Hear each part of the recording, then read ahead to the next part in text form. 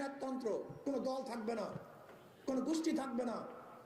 জিয়াউর রহমান সাহেব বহু দলীয় গণতন্ত্র সৃষ্টি করলেন, সবাইকে রাজনীতির অধিকার দিলেন, মানুষ রাজনীতি করবে, সবাই কথা বলবে, ভেদাভেদ থাকবে না, রাজাকার কে আলবদর কে আশামস থাকবে না। এর জন্য জিয়াউর রহমান সাহেব সবাইকে নিয়ে রাষ্ট্র গড়ার জন্য তেনার সরকারের, জিয়াউর রহমান সাহেব প্রেসিডেন্ট, তার প্রাইম মিনিস্টার কে ছিল? শাহ আজিজুর রহমান। ওই তো জানেন মুরব্বীরা, জিয়াউর রহমান সাহেব প্রেসিডেন্ট, শাহ আজিজুর রহমান সিভিলিয়ান ছিলেন প্রধানমন্ত্রী। আপনি কি জানেন আজিজুর রহমান সাহেব কে? একজন রাজাকার।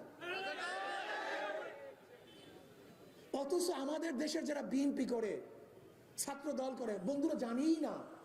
আজকে রাজাকারের বিরুদ্ধে স্লোগান দিলে এই স্লোগান চলে যায় জিয়াউর রহমান সাহেবের বিরুদ্ধে। ও জানিই না, ও রাজনীতি করে। আমি আশ্চর্য হয়ে যাই এদের জ্ঞানের পরিধি কি, এটা কি রাজনীতি করে, কিসের কিভাবে রাজনীতি আমার জানা নেই, আমি জানি না। ইতিহাস জানো, শুধু গাজার কোলকে মুখে নিয়ে রাজনীতি করা যায় না। ইতিহাস জানতে হয়, শিখতে হয়, বুঝতে হয়, না লজ্জিত হবা, শরম পাবা। দেখো এই দেশ কিন্তু আগে সেই দেশ না। তুমি কেন বুঝো না, তোমরা কেন বুঝতেছ না বন্ধু? আগে একটা খবর ছাপা হয়তো ঢাকায়, ধরো যেই পত্রিকাগুলো সবচেয়ে বেশি প্রচারিত ছিল তার সার্কুলেশন কত ছিল? হয়তো 3 লক্ষ বা 2.5 লক্ষ। ঢাকায় ঘটনা ঘটতো, বাংলাদেশের বিভিন্ন জায়গায় ঘটনা ঘটতো, মানুষের দ্বারে পুস্তক 3 লক্ষ মানুষ পড়তো না পড়তো, বিশ্বাস করতো কি করতো না, একটা পরিবর্তন হতে সময় লাগতো। আর এখন আমি এই বক্তব্য দিতে আসি, 1 মিনিটের মধ্যে গোটা দুনিয়ায় বক্তব্য দেখবে। তুমি ভেবেছো সেই আগের পরিবর্তন যেরকম টাইম নিয়ে হইতো এখনো সেইভাবে পরিবর্তন হবে? হ্যাঁ, তুমি আগের মানুষকে যে বোকা মনে করতে, এখন সেই মানুষ বোকা, এটা তুমি ভাবতেছো? এখন রিক্সাওয়ালা, ঠেলাওয়ালা, কুলি মজদুর সবাই শিক্ষিত, হয়তো একাডেমিক পড়াশোনা করে নাই, কিন্তু রাজনৈতিকভাবে খুবই সচেতন, আর চিন্তাও করতে পারবে না। আমি আমার বন্ধুদেরকে বলবো, দেখো হিংসাচার বাদ দাও, মারামারি কাটাকাটি, এটা জিয়াউর রহমান সাহেবের আদর্শ না। জিয়াউর রহমান সাহেবের আদর্শ ছিল সবাইকে নিয়ে দেশটা গড়া।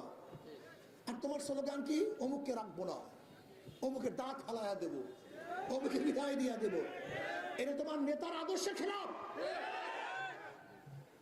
কমপক্ষে জিয়াউর রহমান সাহেবকে নিয়ে স্টাডি করো, কমপক্ষে মিনিমাম জিয়াউর রহমান সাহেবকে নিয়ে গবেষণা করো, তার বক্তব্যগুলো পড়ো, তার বক্তব্য শুনো, বক্তব্য জানো, তারপর আন্দোলন করো, তারপর রাজনীতি করো।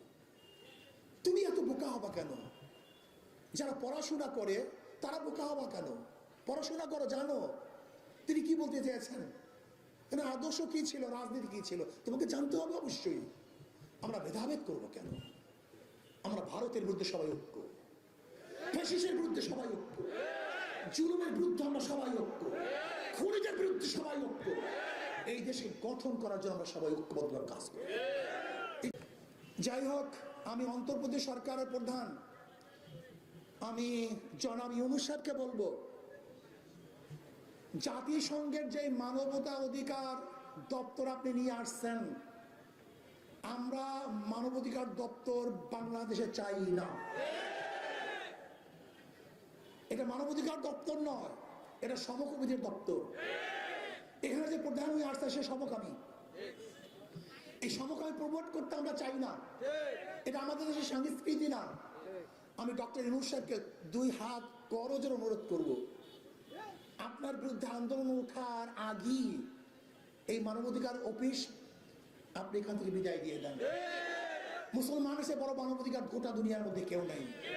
কাজী কোরআন হাদিস যাদের কাছে আছে, অন্য কাউর থেকে মানবাধিকার তার শেখার কোনো প্রয়োজন নেই।